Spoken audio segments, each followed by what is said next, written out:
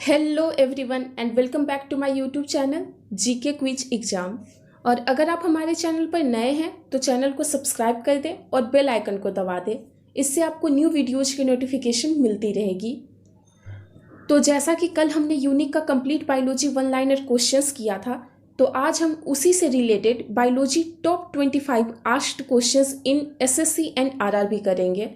तो अगर आपने बायोलॉजी वन लाइनर क्वेश्चंस का वीडियो नहीं देखा है तो मैंने वीडियो का लिंक डिस्क्रिप्शन बॉक्स में डाल दिया है, तो जाएं और उस वीडियो को देखें और वापस आकर टॉप 25 क्वेश्चंस अटेम्प्ट लेने की कोशिश करें और देखिए कि आपको कितना याद है। तो चलिए शुरू करते हैं टॉप 25 क्वेश्चंस का सीरीज फटाफट। और ये रहा पहला क्वेश्चन, लौह की कमी से कौन सा रोग होता है? Option A polio, option B rickets, option C scurvy, option D goitre.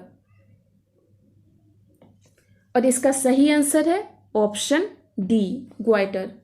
लौह की कमी के कारण प्रत्यक्ष या अप्रत्यक्ष रूप से थायराइड ग्रंथि की क्रिया प्रभावित होती है और शरीर में लौह की कमी रक्त क्षीणता या अरक्ता और ग्वाइटर के लिए भी जिम्मेदार होती है।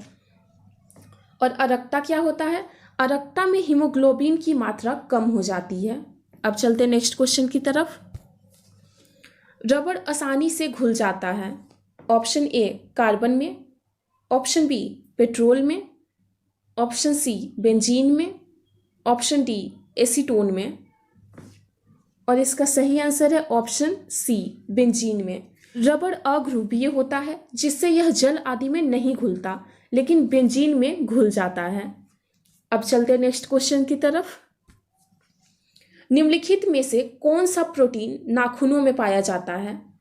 Option A histone, option B keratin, option C elastin, option D actin. और इसका सही आंसर है ऑप्शन बी केराटिन। केराटिन एक रेशेदार प्रोटीन है। यह प्रोटीन बाल, नाखून, सींग और ऊन आदि में पाया जाता है। अब चलते हैं नेक्स्ट क्वेश्चन की तरफ। आतिशबाजी में हरा रंग निम्न में से किसकी उपस्थिति के कारण होता है?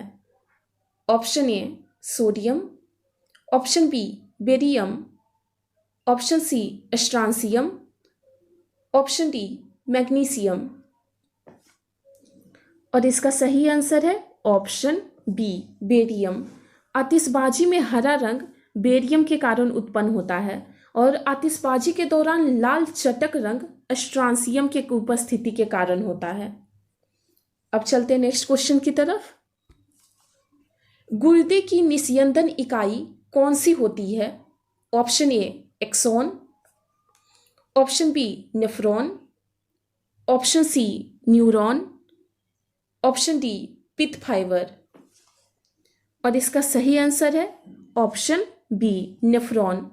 मानव शरीर में 2 वृक्क या गुर्दे पाए जाते हैं और प्रत्येक गुर्दे में लगभग 10 लाख वृकाणु यानी कि नेफ्रॉन होते हैं। नेफ्रॉन वृक्क की प्रकार्यात्मक इकाई होती है।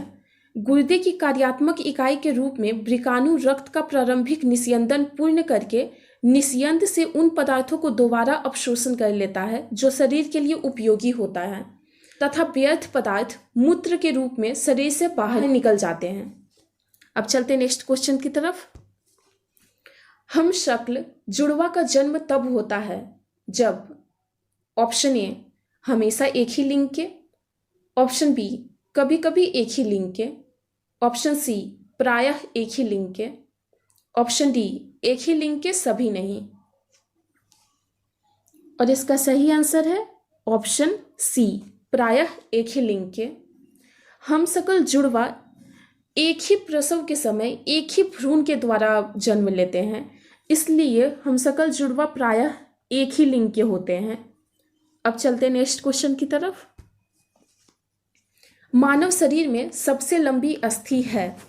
ऑप्शन ए अंतःप्रकोष्ठिका, ऑप्शन बी प्रगंडिका, ऑप्शन सी उरु अस्थि, ऑप्शन डी अंतजर्धिका। और इसका सही आंसर है ऑप्शन सी उरु अस्थि। उरु अस्थि को ही फीमर कहा जाता है, जो कि जांघ की हड्डी होती है और यह मानव शरीर की सबसे लंबी अस्थि होती है। अब चलते हैं नेक्स्ट क्वेश्चन की तरफ। अस्थियों से मांसपेशियों को जोड़ने वाला संयोजी ऊतक क्या कहलाता है? ऑप्शन ए कांडरा, ऑप्शन बी स्नायु, option C neuron, option D वसामय। और इसका सही आंसर है ऑप्शन ए कंडरा। अस्थियों को मांसपेशियों से जोड़ने वाला संयोजी ऊतक कांडरा यानी कि टेंडन कहलाता है, जबकि अस्थियों को अस्थियों से जोड़ने वाला संयोजी ऊतक स्नायु यानी कि लिगामेंट कहलाता है। अब चलते नेक्स्ट क्वेश्चन की तरफ। पौधों में किस नामक ऊतक के कारण लचीलापन होता है? Option A sclerenchyma, option B collenchyma, option C parenchyma, option D chlorenchyma. और इसका सही आंसर है ऑप्शन बी कोलेनकाइमा। पौधों में लचीलापन इनमें कोलेनकाइमा ऊतकों की उपस्थिति के कारण होता है और यह पौधों के विभिन्न भागों यानी कि पत्ती तना में बिना टूटे हुए लचीलापन लाते हैं। अब चलते हैं नेक्स्ट क्वेश्चन की तरफ। डिप्थीरिया तथा इन्फ्लुएंजा बीमारी किन कारणों से होती है?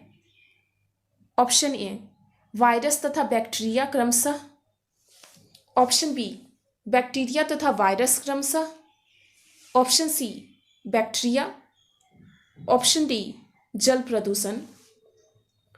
और इसका सही आंसर है ऑप्शन बी बैक्टीरिया तथा वायरस क्रमशः। डिप्थीरिया कोरिनोबैक्टीरियम डिप्थीरी नामक बैक्टीरिया के कारण होता है और इन्फ्लुएंजा आर्थोमिक्सो वायरस के कारण होता है। अब चलते हैं नेक्स्ट क्वेश्चन की तरफ।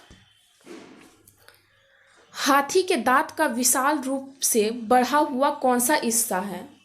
यानी कि हाथी के दांत का विशाल रूप कौन से हिस्से का बढ़ा हुआ रूप है? ऑप्शन ए ऊपरी कृंतक दंत, ऑप्शन बी ऊपरी रदनक, ऑप्शन सी निचला रदनक, ऑप्शन डी निचला कृतंक। और इसका सही आंसर है ऑप्शन ए ऊपरी कृतंक या दंत। हाथी के ऊपरी जबड़े के 2 कृतंक जीवन भर वृद्धि करते रहते हैं और बड़े एवं लंबे गंज दंत के रूप में बदल जाते हैं। अब चलते हैं नेक्स्ट क्वेश्चन की तरफ। कोशिका भित्ति रहित समस्त बहुकोशिकीय यूकैरियोटिक जीवों को आप किस जगत में रखेंगे? ऑप्शन ए पादप यानी कि प्लांटी, ऑप्शन बी जंतु यानी कि animalia, option C monera, option D protista. और इसका सही आंसर है ऑप्शन बी जंतु एनिमेलिया। कोशिका भित्ति रहित समस्त बहुकोशिकीय यूकैरियोटिक जीवों को जंतु जगत में रखा जाता है। इसके अंतर्गत समस्त जंतु यानी कि कशेरुकी तथा अकशेरुकी जीवों को शामिल किया गया है। अब चलते हैं नेक्स्ट क्वेश्चन की तरफ। लाल रक्त कणिकाओं का औसत जीवन काल लगभग कितने समय का होता है? ऑप्शन ए 100 से 200 दिन, ऑप्शन बी 100 से 120 दिन, ऑप्शन सी 160 से 180 दिन, ऑप्शन डी 150 से 200 दिन। और इसका सही आंसर है ऑप्शन बी 100 से 120 दिन। मानव में लाल रुधिर कणिकाओं यानी कि आरबीसी की औसत जीवन काल लगभग 100 से 120 दिन तथा इसकी संख्या 54 लाख पर घन मिलीमीटर होती है। आरबीसी शरीर में ऑक्सीजन का परिवहन करता है। अब चलते हैं नेक्स्ट क्वेश्चन की तरफ। दिल का दौरा किस कारण होता है? ऑप्शन ए हृदय पर जीवाणुओं का हमला, ऑप्शन बी हृदय गति का रुक जाना, ऑप्शन सी हृदय में रक्त की आपूर्ति में कमी, ऑप्शन डी अज्ञात कारणों से हृदय के कार्य में बाधा आना। और इसका सही आंसर है ऑप्शन सी, हृदय में रक्त की आपूर्ति की कमी। हृदय में रक्त की आपूर्ति में कमी के कारण जब हृदय की मांसपेशियों में कम रक्त पहुंचता है या बिल्कुल भी रक्त नहीं पहुंचता है तो इस वजह से दिल का दौरा पड़ता है। अब चलते नेक्स्ट क्वेश्चन की तरफ। परागन के लिए निम्न में से कौन सा तत्व आवश्यक नहीं है? ऑप्शन ए हवा, ऑप्शन बी आग, ऑप्शन सी पानी, ऑप्शन डी कीट। और इसका सही आंसर है ऑप्शन बी आग। परागन मुख्य रूप से हवा, पानी एवं कीटों द्वारा होता है और आग से परागन नहीं हो सकता है। अब चलते नेक्स्ट क्वेश्चन की तरफ। किसके इलाज में कीमोथेरेपी उपयोग किया जाता है? Option A cancer, option B tuberculosis यानी कि TB, option C hepatitis A, option D arthritis. और इसका सही आंसर है ऑप्शन ए कैंसर। कीमोथेरेपी का उपयोग कैंसर के इलाज के लिए किया जाता है। अब चलते हैं नेक्स्ट क्वेश्चन की तरफ। मानव मस्तिष्क में कितने नीले होते हैं? Option A 3, option B 4, option C 5, option D 2। और इसका सही आंसर है ऑप्शन बी 4। मानव मस्तिष्क में 4 नीले होते हैं। 2 पार्श्व नीले जो कि दाएं और बाएं गोलार्ध में स्थित होते हैं। अग्र मस्तिष्क में तृतीय नीले और पश्चिम मस्तिष्क में चतुर्थ नीले होता है। अब चलते हैं नेक्स्ट क्वेश्चन की तरफ। निम्नलिखित में वह ग्रंथि कौन सी है जो शरीर का ताप अस्थायी रखती है? ऑप्शन ए पीनियल ग्रंथि, ऑप्शन बी पीयूष ग्रंथि, ऑप्शन सी अबटू ग्रंथि, ऑप्शन डी हाइपोथैलेमस। और इसका सही आंसर है ऑप्शन डी हाइपोथैलेमस। पीयूष ग्रंथि मास्टर ग्रंथि कही जाती है और हाइपोथैलेमस ग्रंथि पीयूष ग्रंथि के भी मास्टर का काम करती है। मस्तिष्क का यह भाग तंत्रिका तंत्र एवं अंतःस्रावी तंत्र के प्रमुख संयोजन की भूमिका निभाता है। हाइपोथैलेमस ग्रंथि शरीर का ताप, भूख, प्यास, लैंगिक आचरण तथा शरीर की सुरक्षा आदि का नियंत्रण करता है। अब चलते हैं नेक्स्ट क्वेश्चन की तरफ। प्लाज्मोडियम जर्म्स किसकी उत्पत्ति करते हैं? Option A malaria, option B सोने की बीमारी यानी कि स्लीपिंग सिकनेस, ऑप्शन सी हैजा, ऑप्शन डी उपयुक्त में से कोई नहीं। और इसका सही आंसर है option A malaria. Plasmodium germs malaria बुखार उत्पन्न करते हैं और हैजा जीवाणु द्वारा उत्पन्न होते हैं तथा सोने की बीमारी यानी कि स्लीपिंग सिकनेस ट्रिपेनोसोमा नामक जंतु द्वारा होता है। अब चलते हैं नेक्स्ट क्वेश्चन की तरफ। सामान्यतः मनुष्य के स्वास्थ्य एवं अनुकूल जलवायु के लिए अपेक्षिक आर्द्रता कितनी होनी चाहिए? ऑप्शन ए 60 से 65%, ऑप्शन बी 40 से 45%, ऑप्शन सी 50 से 55%, ऑप्शन डी 70 से 75%। और इसका सही आंसर है ऑप्शन ए 60 से 65%।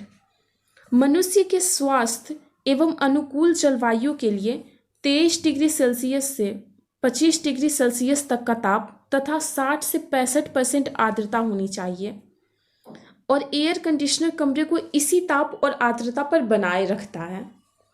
अब चलते हैं नेक्स्ट क्वेश्चन की तरफ।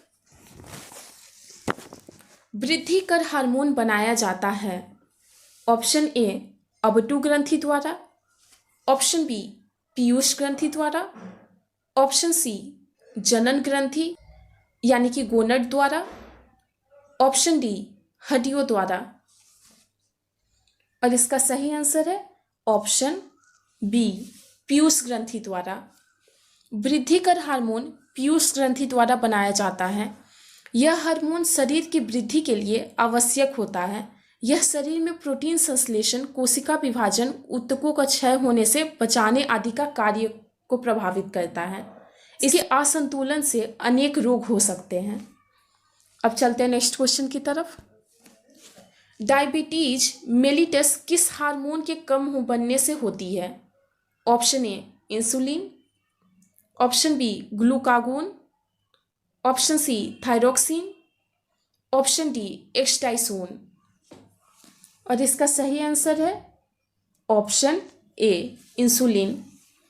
इंसुलिन अग्नाशय के लैंगरहैंस द्वीप की बीटा कोशिकाओं द्वारा स्रावित होता है, जो ऊतकों में कार्बोहाइड्रेट को ऑक्सीकृत करने व पेशियों में संचित करने में सहायता करती है, जिससे रक्त में शर्करा की मात्रा नियंत्रित रहती है और शरीर में इसकी कमी से मधुमेह रोग यानी कि डायबिटीज मेलिटस रोग हो जाता है। अब चलते हैं नेक्स्ट क्वेश्चन की तरफ। नेचुरल सिलेक्शन का सिद्धांत किसने बनाया? Option A Newton, option B Mendel, option C Darwin, option D Archimedes. और इसका सही आंसर है option C Darwin. Natural selection यानी कि प्राकृतिक चुनाव का सिद्धांत डार्विन नामक वैज्ञानिक ने किया था। न्यूटन ने गुरुत्वाकर्षण के नियम दिए थे और मेंडल को आनुवांशिकता का जनक माना जाता है। और आर्किमिडीज ने पानी में डूबते वस्तु के बारे में आर्किमिडीज का सिद्धांत प्रतिपादित किया था। अब चलते हैं नेक्स्ट क्वेश्चन की तरफ। पौधों में उत्पन्न वह हार्मोन जिसकी वजह से पौधे सूर्य प्रकाश की ओर झुक जाते हैं? Option A auxin, option B gibberellins, option C cytokinins, option D ascorbic अम्ल। और इसका सही आंसर है ऑप्शन ए ऑक्सीन। ऑक्सीन पौधे का हार्मोन है जो इनके तने के शीर्ष भाग में उत्पन्न होता है तथा यह कोशिकाओं की लंबाई में वृद्धि को उत्प्रेरित करता है। यह हार्मोन तने के अंधेरे भाग यानी कि डार्कर साइड की ओर बढ़ जाता है, जिससे वहां की कोशिकाओं की लंबाई बढ़ने से तने का अगला भाग खुद ही सूर्य के प्रकाश की ओर झुक जाता है। अब चलते हैं नेक्स्ट क्वेश्चन की तरफ। आनुवांशिकता यानी कि जेनेटिक्स शब्द किसने गढ़ा था? Option A Morgan, option B Mendel, option C Bateson, option D Johannsen. और इसका सही आंसर है ऑप्शन सी बेटसन। आनुवांशिक लक्षणों के पीढ़ी दर पीढ़ी संचरण की विधियों और कारणों के अध्ययन को आनुवांशिकी कहते हैं। आनुवांशिकता के बारे में सर्वप्रथम जानकारी 1866 में ग्रेगर जॉन मेंडल ने दिया था। इसी कारणों से इन्हें आनुवांशिकता का पिता भी कहा जाता है, पर 1905 में सर्वप्रथम जेनेटिक्स या आनुवांशिकी शब्द का प्रयोग बेटसन ने किया था। और ये था हमारा आज का आखिरी क्वेश्चन।